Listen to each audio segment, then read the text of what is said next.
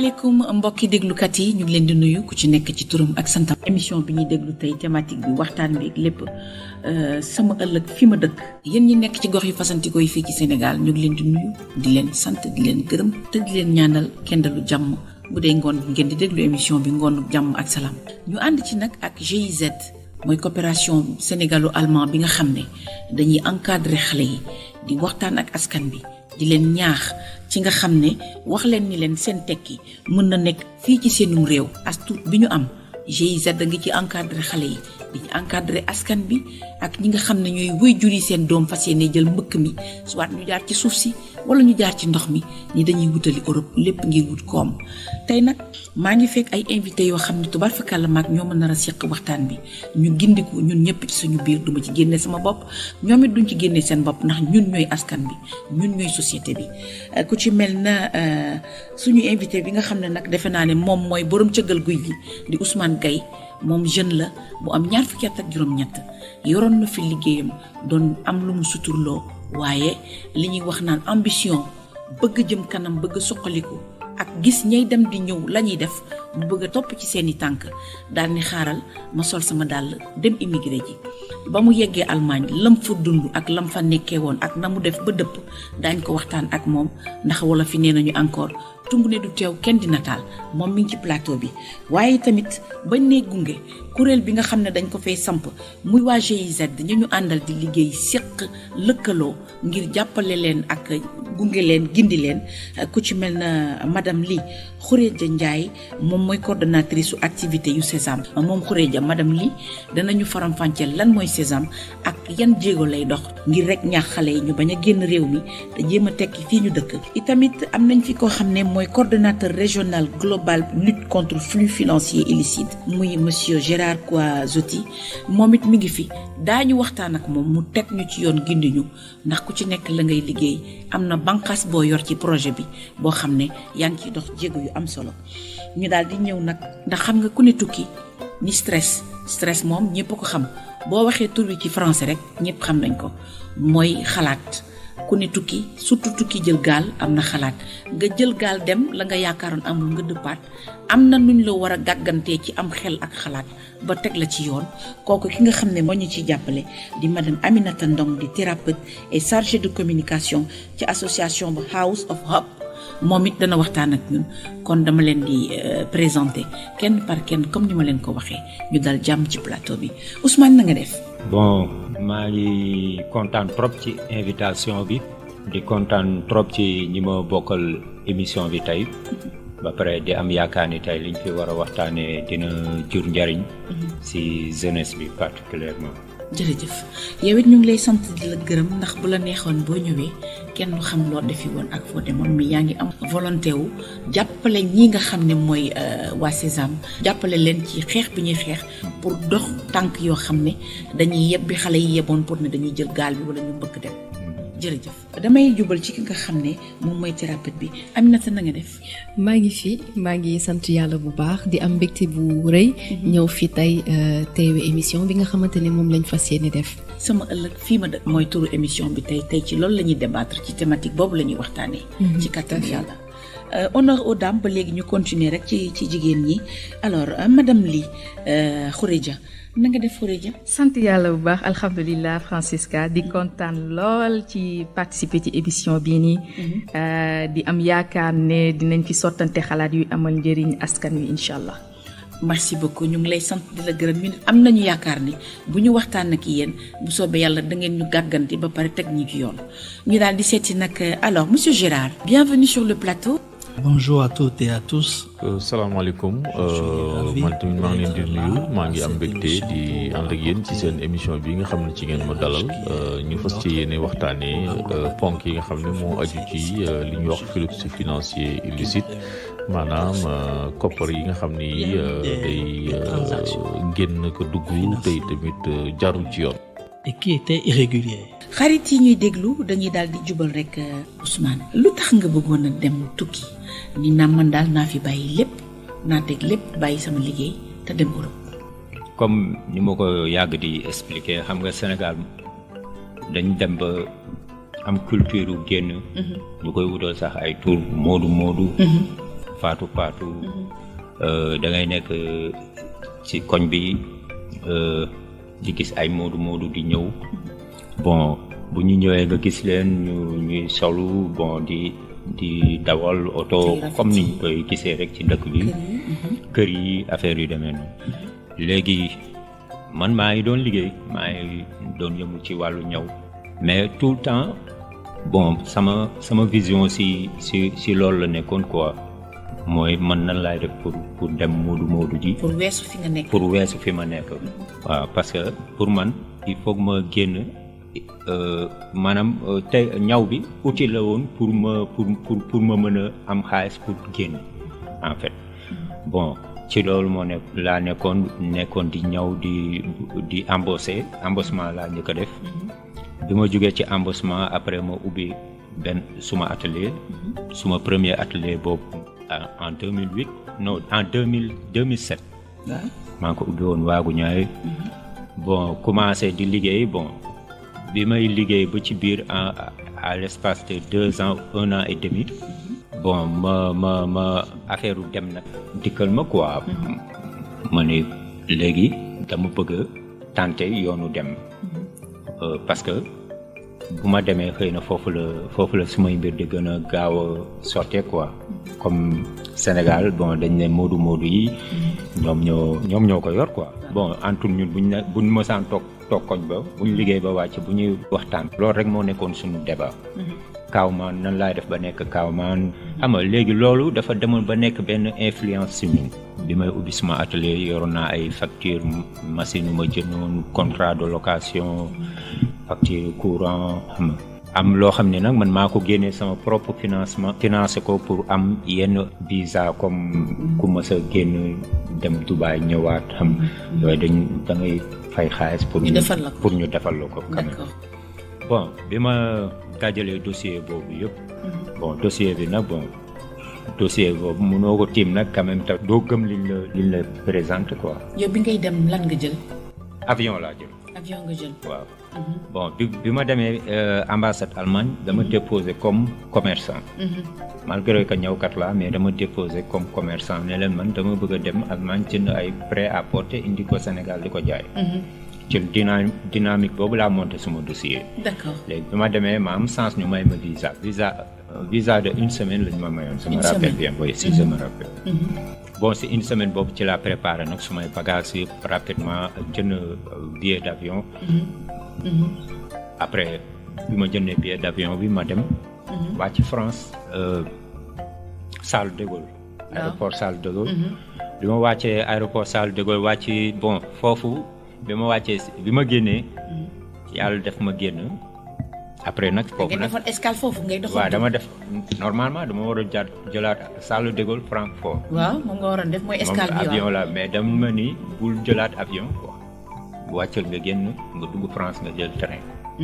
parce que bon peut-être pour des raisons sécurité pour ñu bañ la refouler wala affaire yu demee noonu. parce que di jaar ci aéroport dafa gën a compliqué. que nga jaar ci pour këyit yi nga yor affaire yu demee noonu. léegi c'est la génn Charles de Gaulle bon ay sénégalais laa gis foofu sax bon loolu tamit beneen histoire la parce que foofu rek la réalité yi commencé ñëw quoi. parce que ki ma njëkk a nga commencé rëccu wala di naan man. non pas rëccu mais. foofu laa commencé gis. maanaam jafe-jafe wu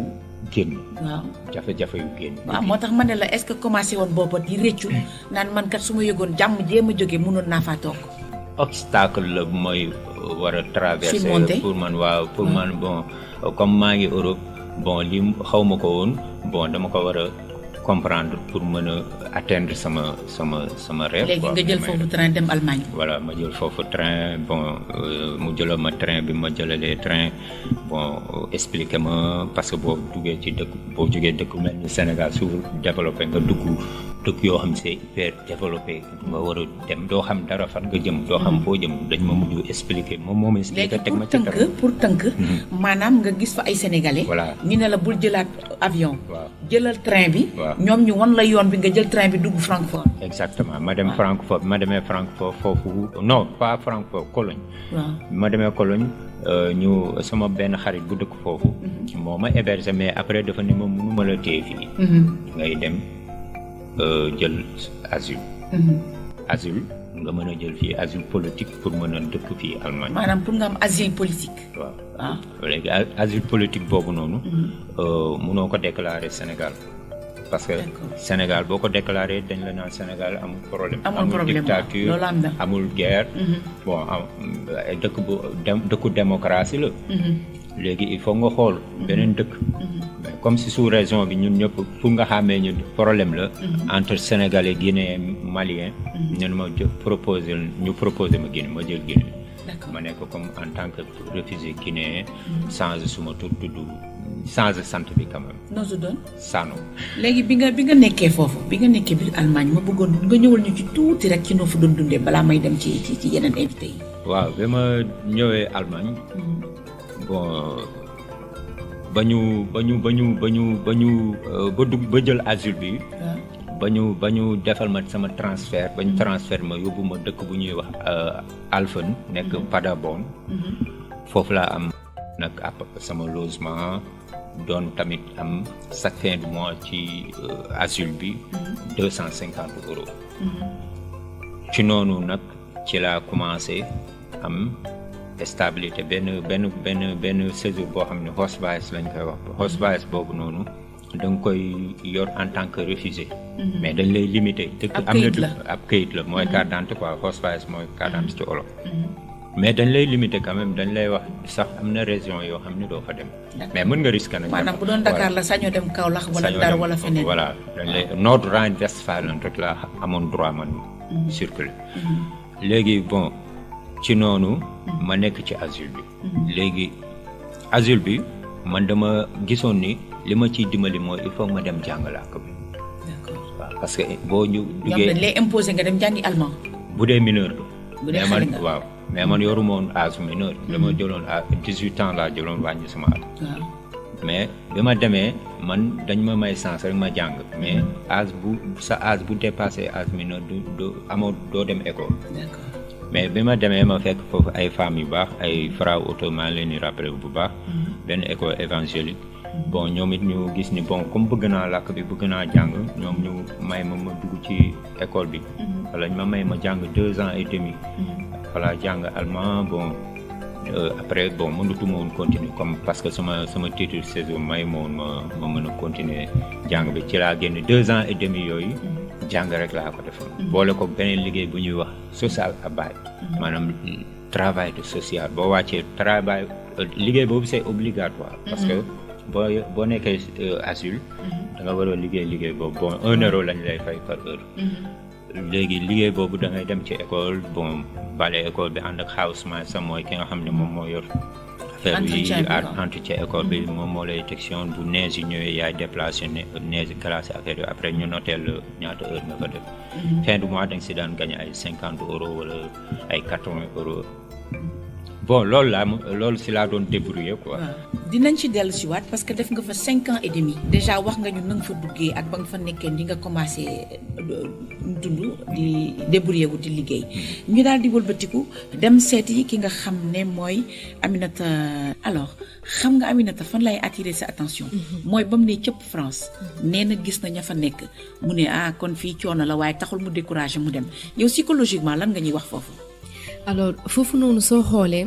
moom bi muy dem dafa amoon ambition donc ambition boobu ko yëkkati moo tax ba la mu gis dégg nga ko si ay waxam mu ne taxul mu rëccu bëgg dellu ginnaaw mais daf ko jox ni lii kat obstacle kese la te dama ko war a surmonter ngir egg fi ma bëgg dem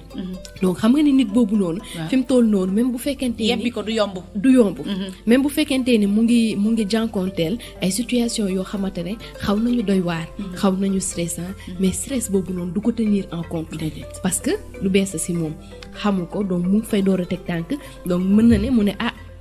fii de nii lay demee donc ni ma gisee sama bokk sénégalais yi ni ñu ma accueillir ñoom conditions yu ñu nekk peut-être que lii début bi la donc man fi ma bëgg a egg façon France du woon destination am Allemagne moo nekkoon destination am donc da ngay gis ni am na yenn état yoo xamante ne nit ki bu fa tollee psychologiquement comme ni nga ko waxee sànq dëpp ko du yomb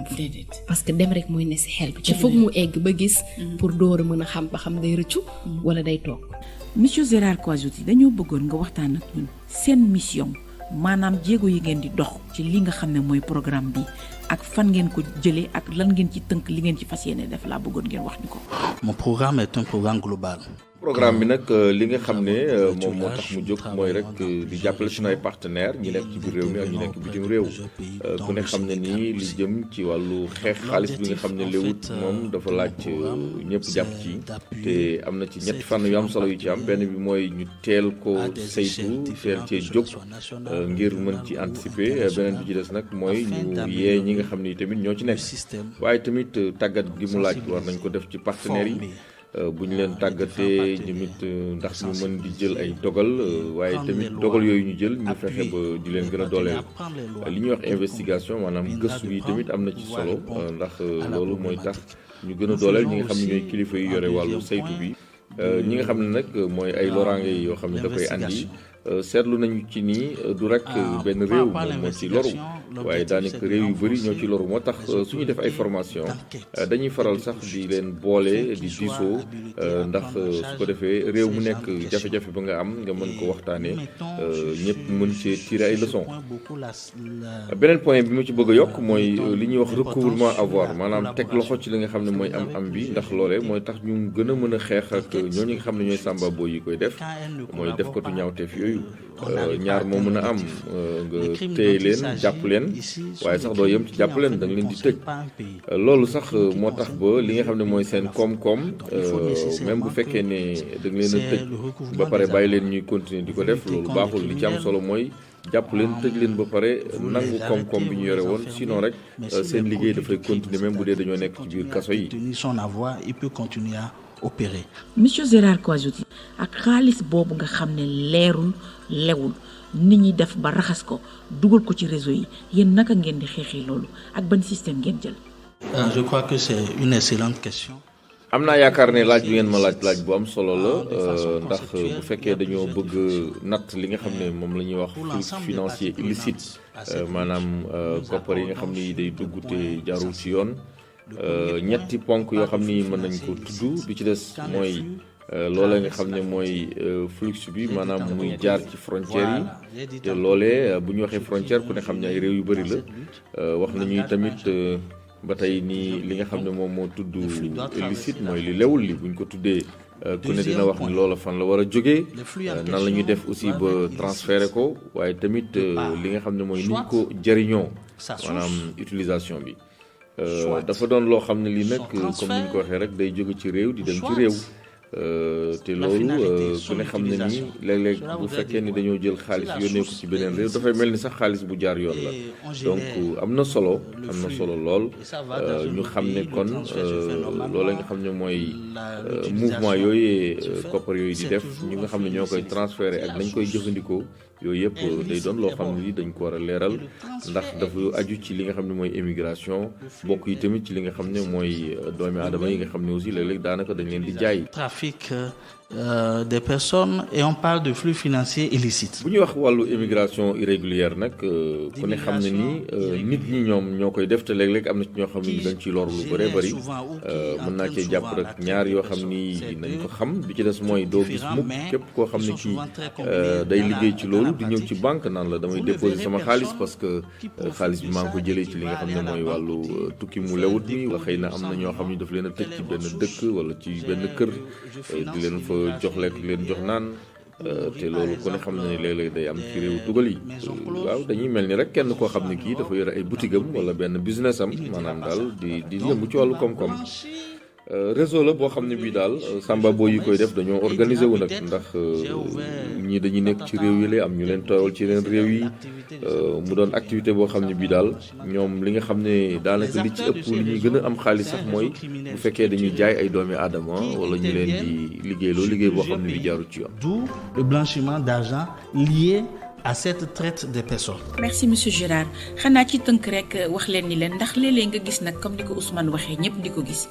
surtout jigéen ñi nag surtout ci lay gën a focaliser wu jigéen ju ndaw xale bu jigéen bu ndaw nekk jekk rafet ba dee ni yow gisoo lu dul tukki am na aswaay soo xam ne la muy def dara leeru ci ndax kuy def lu leer bëccëg ngay dox doo dox guddi bu nit ñi xëy di liggéeyi ca ngay liggéeyi bu ñuy wàcc ci ngay wàcc waaye ku ne ci koñ bi di dawal oto bu rafet loué appartement bi gën a cher ci koñ bi wala kër ga gën a cher boo soxlaa 50 000 mu jox la boo soxlaa greffage mu may la nu muy fexe ba lal ndëgg sërëx bu mu leen dugal su ko defee loolu yëpp bu yombee mën na la man kat mën naa laa yóbbu nga tukki mën naa laa jàppale dëkk bi neexul nii bi nangam nga dugg ci ni ko Gérard doon waxee rek ci tënk dem ci réew moo xam ne amoo fa këyit amoo fa mbokk amoo fa foo dal boobaa daa nekk ab doxandéem kon tukki balaa nga koy def jaaral ca yoon bu leer ba te visa ñu waxaat leen ko de grâce kenn du ko jaay dañ koy maye boo jaaree ci yoon yu leer nañ am kayit yu leer fa nga jëm nga xam ko fi nga jóge tamit nga xam fan ngay jóge des na lay may visa nga tukki ci jàmm dellu si waat ci jàmm ñu daal di wëlbatiku nag ci Khourédia Ndiaye nga xam ne moom mooy coordonnatrice su Sésame mu bëggoon nag nga leeral ñu lan mooy Sésame balaa ñu dugg ci yeneen laaj. alors Sésame donc centre bi looloo tax mu tudd noonu ñaari dëkk yooyu ñoo ko séq Sénégal Allemagne ci Sénégal nag ñi ngi ko logé au niveau de l' agence nationale pour la promotion de l' emploi des jeunes ANPEJ ndax boo nee migration ci suñu Sénégal nii nga ne migration bu jaarul fu mu war a jaar ndaw ñi ñoo ci ëpp luñ ciy dem donc kon wax bi bu ñëwee rek dañ ne Sénégal kon nañ ko dénk waa ANPEJ ñu xool lan lañ ci mën ndax aussi migration mënuñu ko tàqale ak liggéey centre bi nag mi ngi Dakar wante ci région gox yu fasantikoo yu Sénégal yëpp la ñuy dem ndax dañuy sukkandiku ci antenne yu ANPEJ yi am suñu offre de service nag moom dañ ko tënk rek ci dalal waxtaanu dëgg yabal la fenn bu ñu mënul dinañ desiwaat ci yoon beneen bi mooy am sa këyit bu leer dem dëkk bi nga bëgg a dem mën na nekk boo awee ci yoon bi boo amee lii am lii boo ñëwee ci ñu leen expliquer fa nga bëgg a dem fan la nan nga fa mën a demee lii nga am nii ci formation expérience doyul de da ngay sonn rek mais mënoo dem légalement lii nga am nii doy na de buñ la doolilee lii renforcer la langue wala plus de ressources financières mën na nekk donc loolu deuxième étape formation bi beneen bi mooy bu dee ne yow sa formation doyul sa qualification doyul loolu aussi dañ la siy jàppale muy jeune bi ne fii comme muy migrant bi ñibbisi ndax des fois danañu ñibbisi wante jotuñu fa def formation jotuñu fa am expérience pour nga delloo si waat leen économiquement ci réew mi day metti dafa soxla nga am buntu boo leen jaarale waat tàggal leen ci ay mbir ba ñu mën a taxaw. loolu leer na nañ tubarfakàlla dañuy demaat rek seeti Ousmane léegi la nga fa dund ci juróomi at ak genn wàll yooyu lan moo la xiirtal ba nga ne man kat fii ma nekk nii dëpp moo ma war. 5 ans et demi yëpp maa ngi doon poser question boobu bi may jóge Sénégal maa ngi yor suma métier maa ngi doon liggéey maa ngi doon faj samay soxla aw ma woon benn stress parce que stress daan naa ko dégg sax mais xaw ma woon moo boobu lan lay signifier ko xaw mais bi ma demee ba foofu stress yi muy dund foofu aw ma këyit bu ma may ma liggéey maa ngi toog di xaar sama dossier ba xam dinañ ma may këyit en tant que titre refusé bon ñu rejeté dossier bi ma def recours ñu rejeté waat ko ma mujj gëm ni man dama war a ñibbisi Sénégal bokk na si li gën a tax tamit ma ñibbisi mooy tamit xam nga nit boo nekkee ci dëkk da ngay jéem a xool waa dëkk bi lan moo tax seen dëkk avancé parce que man allemand yi dama gis si ñoom loo xam ne dañ ma renforcer ma bëgg sama réew mën a dellu si sama réew lu ma mën a daj Sénégal man mën fee toog rayante ñoom métier lañ gën a favoriser allemand bu lay laaj lan la lay laaj mooy lan mooy sa métier lan nga am comme métier nga ne ko lii laa mu doogu la respecté bon man lii yor naa ko pourtant sama réew maa ngi métier boo xam ne sama waa réew bëgg nañ ko pourquoi may toog fii au lieu ma dem sama réew jéem a accompagner sax ay jeunes former ay jeunes loolu dina doon lu ma neex après loolu bon moo dikk ci man quoi hasardement ma jël engagement nag ñibbi ci Sénégal bi may ñëw Sénégal dama ci waxtaan ak nag sama bon parents ñu ne ma amul benn problème vraiment dañ ma encouragé na ma Ousmane boo bëggee ñibbisi amul benn problème tukki fulla la mais comme niñ ko waxee soo fayda mooy ñibbisi ma jël ma ñibbisi mais quand même boo ñibbisee loolu du tax tamit yow di nga am ay stigmatisation yoo xam ne da nga koy dund ci say frère xëy na wala ci say dëkkandoo ci say xarit ñoo xam ni dañuy jàpp ni yow bon da nga dem da nga échec dañ la refoulé dañ lay laaj ay question mais lan moo tax nga bàyyi Europe ñibbi si Sénégal bu metti bi mais yow da nga dof mais yow da nga lii mais yow xanaa bëggoo dara bon nit ñaa ngi jaar si gaal yi pour dem yow ngay jóge foofu di xam nga yooyu yëpp ay question la yoo xam ne man daanu ma ci sori parce que damay xam ne ñii man niveau bi may waxee peut-être ñoom mënuñu comprendre dunduñu ko parce que soo leen di jéem a expliquer ñu bari danaa non kii daf ñuy bëgg a décourager loo affaire yu demee noonu. parce que ci foofu lay jógee man laaj nag Aminata moom ba mu ñëwee ba egg si foofu cas yu mel nii bu ngeen ko amee naka ngeen leen di accompagner. alors da ngay gis ni cas yu mel nii Ousmane moom si ay waxam ba tey dégguma si mu dund lu mel ni comme dañ ko torturer foofu. ñu dóor ko. sagam nag li mu dund foofu métti na torop. ndax nga nekk si ab réew amoo fa ay kayit yu légal. amoo métier booy def. amoo loo sukkandikoo loolu dafa métti te yaa ngi jóge sa réew nga bàyyi fa sa métier bàyyi fa sa famille bàyyi fa sa waajur bàyyi fa si lépp nga dund si fitna boobu mu doon dund boo ko xoolee buñ ko xaymee dafay indi li ñuy naan si moom stress aigu maanaam stress bu mag a mag lay jur si moom mais ñun House of Hope à travers l'association FKA ñun luñ si li ñuy yëngatu mooy trouble de stress post-traumatique boo ko déggee dafa nekk ñi nga xamante ne dañoo dund ay tolof boo xoolee Ousmane moom avion la jël mais ñi nga xamante ne gaal bi lañ jël mën nañ dem seen gaal këpp seen gaal bu këppoo ñi am chance ñu mucc ñibbi si Sénégal ñeneen ñi dañuy des si géej bi sànku ba faw seen waajur ñàkk leen donc ñi nga xamante ne nag ñoom ñoo dëpp si ñu si bëri duñu dëpp si ak seen xel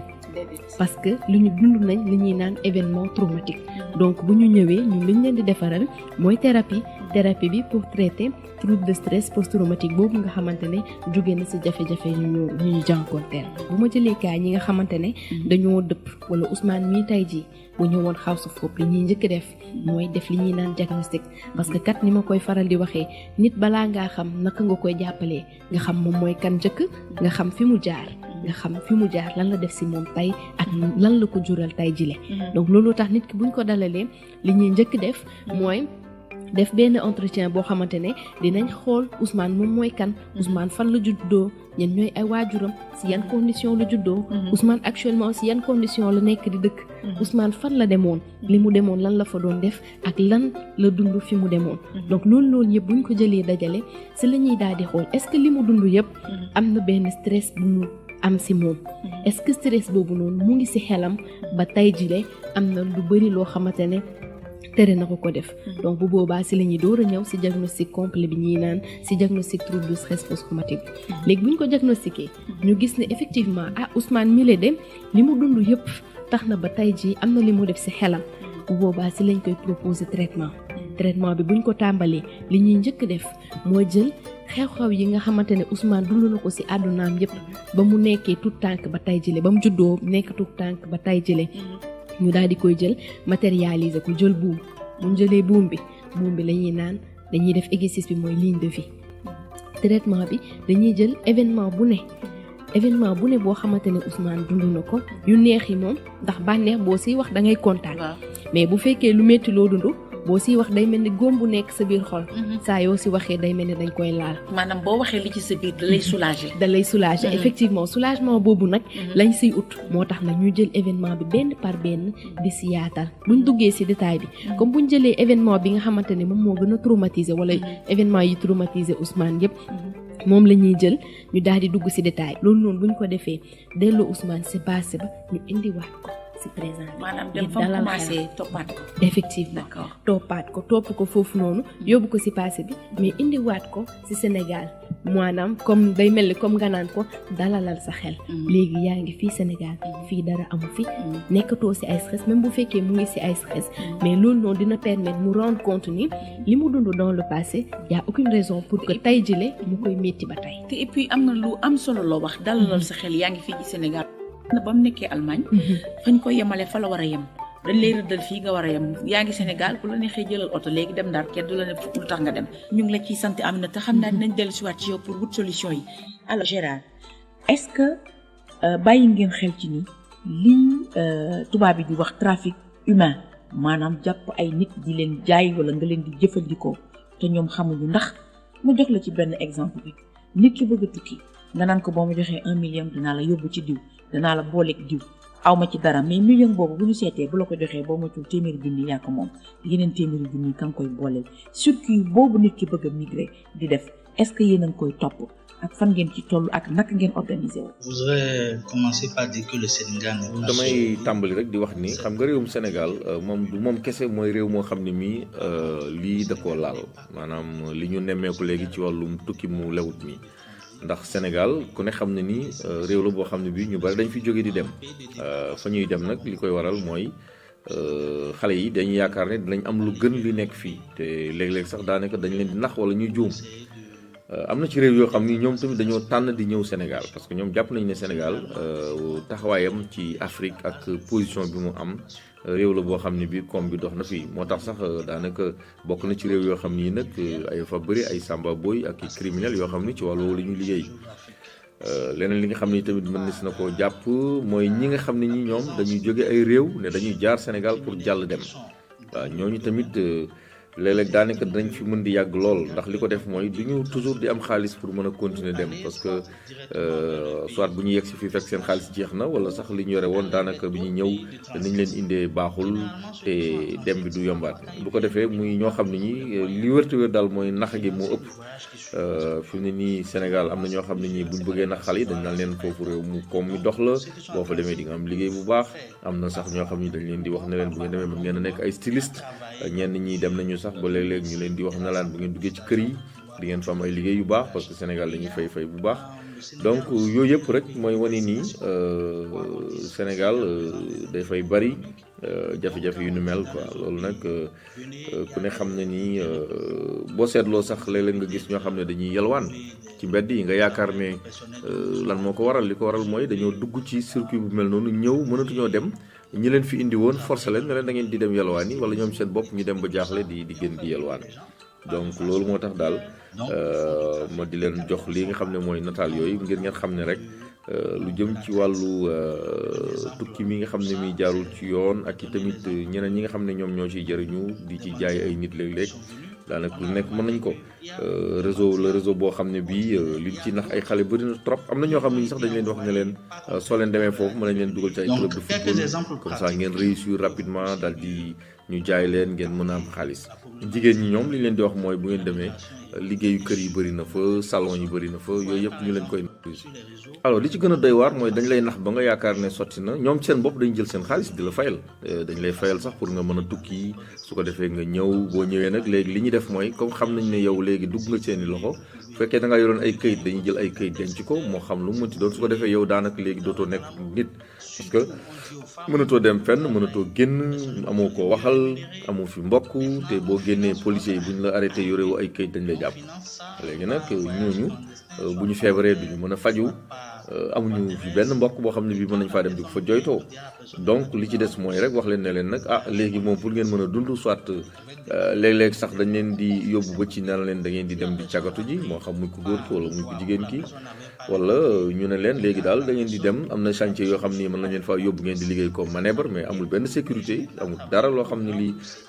lu lay jëriñ la te sax léeg-léeg fay gi ñoom ñoo koy jël seet lañu la ci mën a jox beneen bi nga xam ne tamit bu ci am solo la te léeg-léeg ñu koy faral di gis mooy dañuy dem sax léeg-léeg ba bu fekkente ni amuloo leen njëriñ dañ lay rey bu ñu la reyee xool ci sa biir yaram cër yi nga xam ni moom moo leen ci neex ñu jël ko dem jaay ko parce que ku ne xam na ne njaayum cër ci àddina si dafa dox lool malheureusement loolu nag moom doon na loo xam ne lii vraiment lu jar a ñaawlu la daal ci ñi nga xam ne ñi ñooy sàmba boy yi. est aussi un marché rentable malheureusement pour les criminels. Madame Ly damay ñëwaat ci yow ba ngeen dalee di encadrer xale yi ak Sésame boobaak leen mën nga xayma ñaata lañu ak ñaata ngeen ci jàppale ak ni ngeen leen di jàppale. alors ñi ci jàppale daanaka mën nañ ne 2018 ak léegi c'est plus de 7000 personnes ak 550 migrants de retour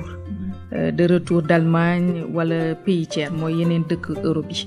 ndax Allemagne la ñuy wax tey wante boo nee migration irrégulière li ngay njëkk a xalaat sénégalais fu muy njëkk a jublu France la Italie Espagne. Allemagne moyennement ndax langue ba tax ak y a d'autres contraintes qui font que du seen jubluwaay. niñ leen di jàppalee wax nañ ko fii yëpp mooy dalal ak jàmm dalal nit ki déglu ko ki lay dalal conseiller en migration la tudd moo lay topp ba bés bañ lay wutalee liggéey wala ñu am fuñ la teg xam nga loolu am na ci solo. doo tey ñu ne la gisal Xureeja suba ñu ne déedéet demal Aminata moo yor su de kenn la. benn nit bi ngay dal mooy ànd ak yow. ànd ak yow. waxtaan ak yow. foo jaar lan nga def nit ki buy waxtaan ak yow gis ne kii psychologiquement de dafa mel ni il est un peu déboussolé. dañu am partenariat ak waa House of Hope ñu woo Aminata am naa benn client boo xam ne bëgg naa nga recevoir ma ko nga def entretien ak moom nga xoolal ma bu fa jógee man ma doog a yeggale l'aspect économique parce qu'on est plus dans la réintégration économique nan la ñuy defee ba nga xam ne ki ñibbisi dina am su lu mu jàpp suturaal boppam suturaal njabootam loolu mooy sunu parcours d'accompagnement ci biir nag dinañ ci dugal yeneen yu nga xamante ni si FKA ñeneen ñi ñu nga xam ne mooy seen cœur de métier donc dalal boobu dafa am solo pour ñun buñ la dalalee def questionnaire enquête def suñu plan d'action Ousmane kan ñëw na gis nañu Ousmane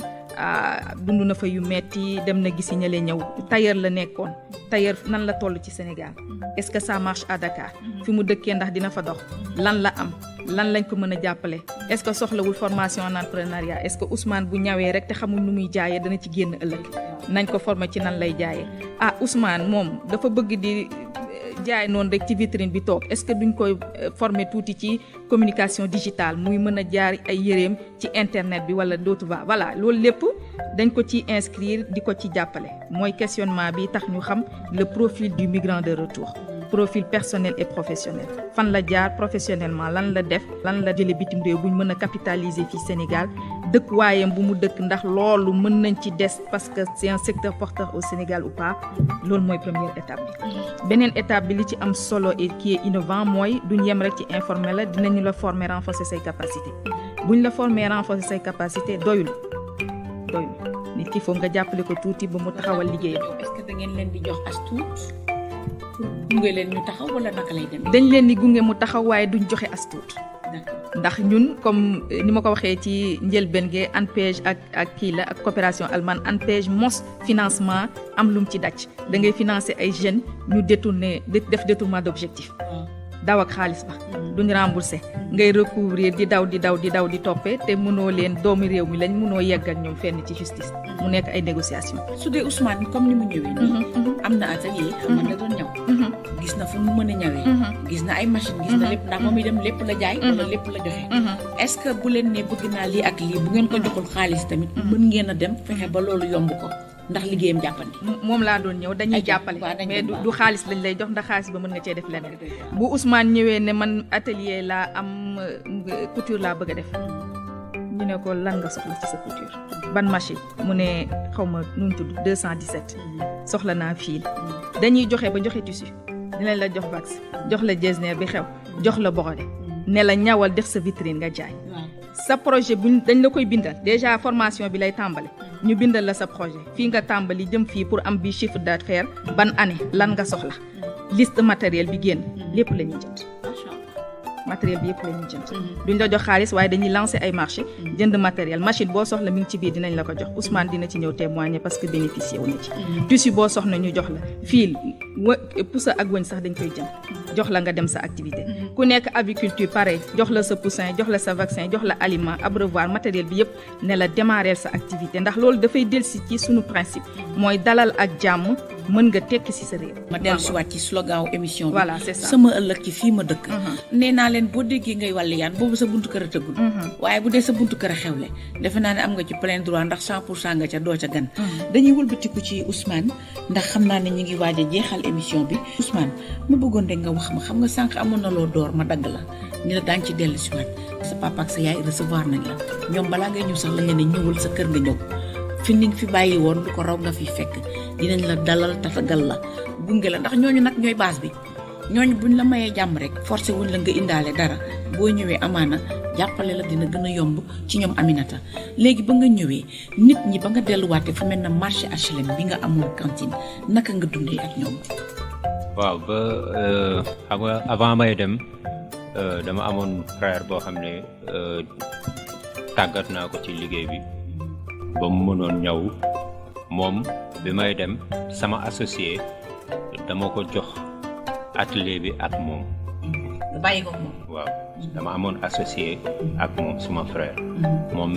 jàngal naa ko métier bi ba mu mën après ak suma associé ñoom ñaar laa bàyyee atelier bi dem. léegi bi ma demee moom ñoom ñaar associé bi daa dem yor affaire boppam liggéeyu boppam moom ñu mujj ko cédé atelier bi boobu maa ngi foofu bi ma ñëwee nag moom ci moom laa dellu bon fa laa toog pour rattraper sama retard parce que ñëw soo ko bàyyee da lay bàyyi léegi fa laa toog rattraper waat xoolaat mode bi fan la toll fan laa war a mën a commencer bon avant may tukki man dama bàyyi woon xaalis fii Sénégal bloqué ko léegi xaalis boobu dama ko débloqué bi ma ko débloqué boobu bon maa ngi dem ak sama propre fond quoi dama ni naa dem ak naa nekk ci yoon bi rek ba tase lu may jàppale quoi ma commencé ak sama propre fond bi ma demee ba wax ak suma frère ni ko léegi baax na dama bëgg nag dem ubbi def li ma bëgg a def c'est là ubbi suma atelier bi ma yor ba léegi nii sax HLM Angle Mousse jënd ñaari machine ak commencé ak ay quelques tailleurs bon commencé liggéey bon vraiment bon mu metti trop parce que boo ubbee atelier du jël ay nit di leen liggéeyloo marché bi fàtte nañ la même buñ la xamoon sax dañ lay fàtte léegi yow il faut que nga kiiwaat leen nga joxaat leen confiance ni yow fi nga nekkoon ba léegi yaa ngi fa mën nga liggéey bi am nga professionnalisme bi ba léegi loolu temps bi mu lay jëlal day metti trop ba pare bi ma ñëwee ay crise yuy répété wu doon ñëw parce que ñëw na après baril pétrole bi parce que ñun HLM fële marché bi c'est sous-régional day lëkk maanaam marché bi dafay dox ci day yéeg a ko wàcce bu pétrole bi sax bu daanoo da ngay gis ni clients yi duñ ñëwati baril pétrole bi après ñu jóge ci baril pétrole bi pandémie bi ñëw waaw c'est en ce moment là nag ci laay xamante ak waa ANPS damay romb benn jour rek kaso gis ñu affiché leen quoi ñu affiché sénégalo-allemand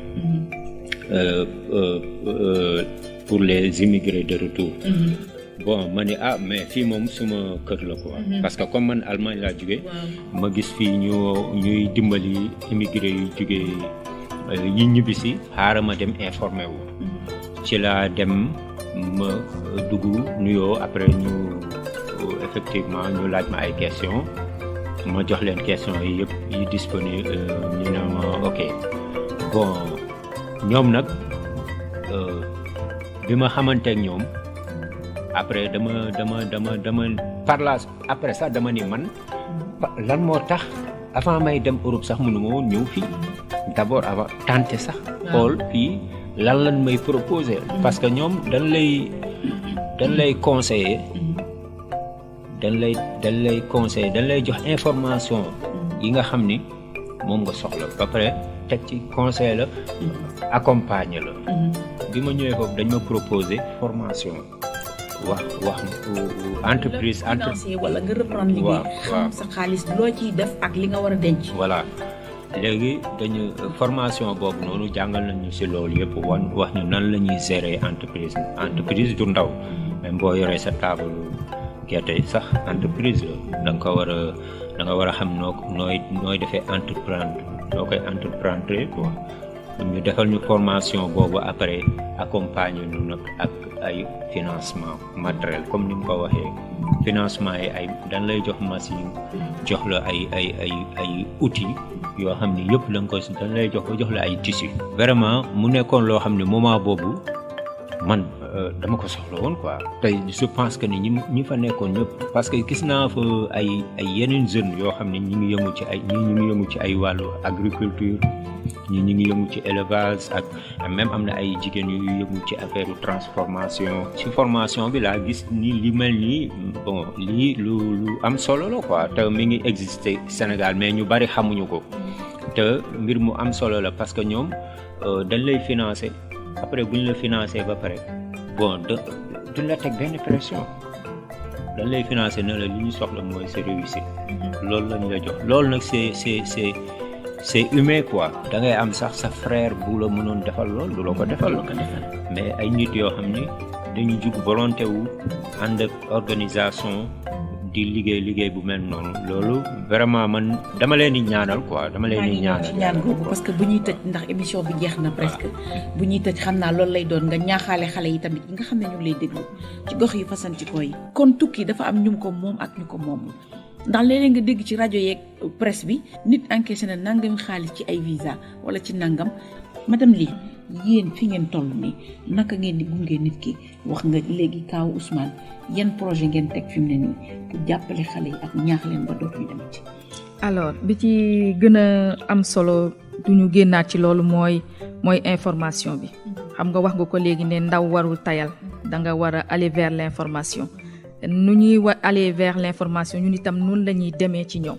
actuellement may wax ak nii ñun pratiquement sur le mois 15 jours yëpp on est sur le terrain di dérouler ay formations techniques transformation produit nan lañ koy def dégg naa la ngay wax Kédougou def nañ 15 jours Kédougou def Salémata Saraya Kédougou les départements mais tasal ko ci dans les communes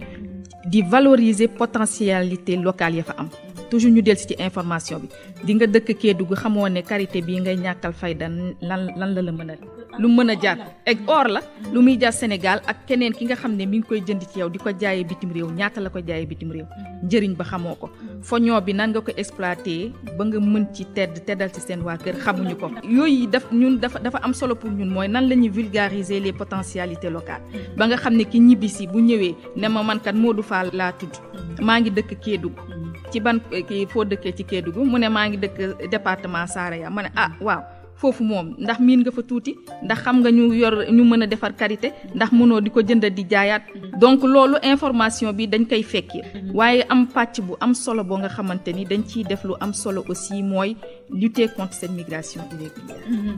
dafay sonal ñaari réew yi réew bi ngay jóge ak ba ngay jëm problème la fa moo tax réew yi di lëkkaloo xool nan lañ koy résoudre am ku nekk ci diggante bi parce que loolu mooy génn ci session de sensibilisation yi ñuy def yi session yi dañuy saafonte dañuy waxtaan booy waxtaan dinañu woo migrant de retour ñi jël gaal ñi jël lii ñu ñëw toog ñu woo jeune bi nga xam ne nee na man daal découragé naa Sénégal maa ngi fii xëy yombul c'est difficile pour moi dem rek laa gis Europe moo ko yor kaaw maa ni comme Ousmane nu mu ko waxee ñëw na tabax kër def na nii def na naa ñu ñëw teg ñu ne wante am na keneen koo xam ne partie prenante la dans ce dispositif mooy les parents ban jéego lañ ci def aussi parents yi nan lañ mën a influencer ce départ là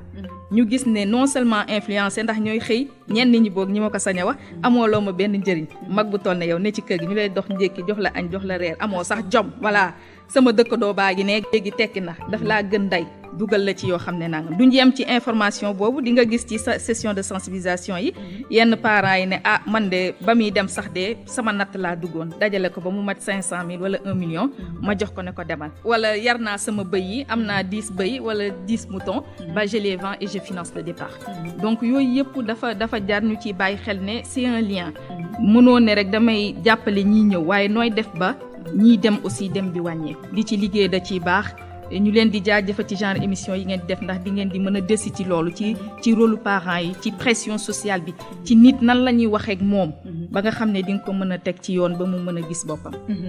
en tant que yaay ci laa lay interpeller nag ndax émission bi jeex na. ma bàyyi rek nga wax sa dernier mot ak citoyenne en plus. Alors citoyenne bu nekk ci dispositif question d'emploi yàgg ci tuuti jotoon tukki ñibbisi aussi xam difficulté bitim réew nu mu mettee ak ce besoin de construire ce pays ñun ñoo ko moom ñoo moom Sénégal ñoo ko mën doxal te am nañ lu mën a doxal Sénégal te du opportunité yi ñoo ñàkk di potentialité yi moo fi ñàkk wante pas-pas bi ak gëm-gëm bi ak encadrement loolu rek moo mën a jëmale réew kanam et puis ñuy dalal sunu njaboot yi ci kër yi di waxtaan ak ñoom am nañ ci luñ leen ñaaxee sunu culture doy na ci ñaax leen sunu religion doy na ci ñaax leen ñu gëm seen bopp am yaakaar góorgóorlu ba yàlla dimbale leen ñu réaliser seen projet. ñu ngi lay sant di la gërëm madame Ly. maa ngi leen di jaajëfal Khouredia ñu ngi lay sant di la gërëm ñu dellu si waat ci yow rek Aminata ñu wax la nag en tant que jeune déjà lan ngay wax jeunes yi et puis psychologiquement xam nga ñu ngi wax ñi dem ba ñëw ak ñi dem mais ki nekk ci diggante bi di hésiter ma dem ma bañ a dem ma def li ma def lale kooku psychologiquement lan nga koy wax. ay jeunes lañ am nañ doole bi am nañ kàttan bi nañ toog fii suñu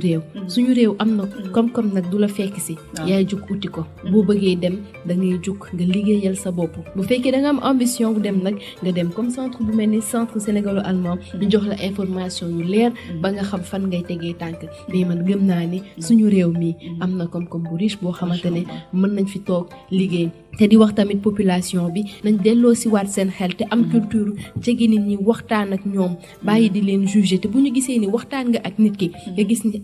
kii de li ma ko dégg mu wax nii déglu naa ko mais déglu bi doyut naa ko dem référer ci structure yi nga xamante ne compétent nañ pour mën ko jàppale ba nga xamante ne xelam dina mën a dal. donc boo xoolee am na ci yu bëri ñun ñu ngi fi association FKA Sénégal à travers projet House of Hope bi ñu amoon ak yeneen donc vraiment nañu inciter nit ñi di dem consulter ay thérapeute ak psychologue. merci beaucoup ñu koy sant di ko gërëm muy Aminata Ndong di thérapeute di chargée de communication et tamit ci association ba House of Hope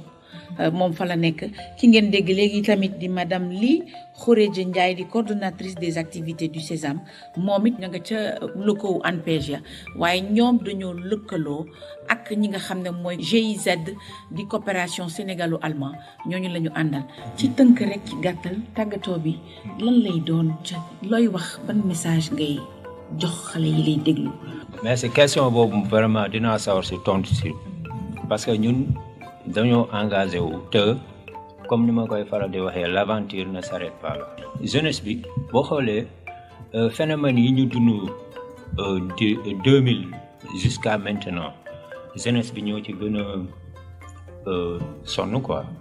immigration bi ñi ciy loolu ñëpp ay jeunes lañ te jeunesse moom mooy yor réew jeunesse mooy tabax dëkk ressource la te Sénégal instant bi maa ngi dégg ay statistiques yu wax ne dëkk bi plus de 60% ay jeunes lañ mais loolu rek ressource la kon jeunes yi dañ leen a war a encadrer comme ni ko ANPEJ di defee mooy encadrement boobu noonu man li ma gis mooy jeunesse bi dañoo gisul lu bari seen bopp ci lu mel ni ay raaya dañoo war di métier yi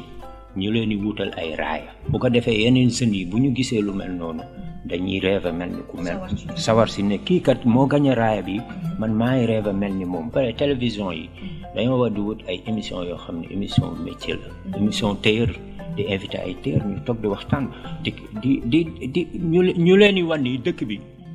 yéen a ko mën a doxal te yéen lañ invité ngeen toog ci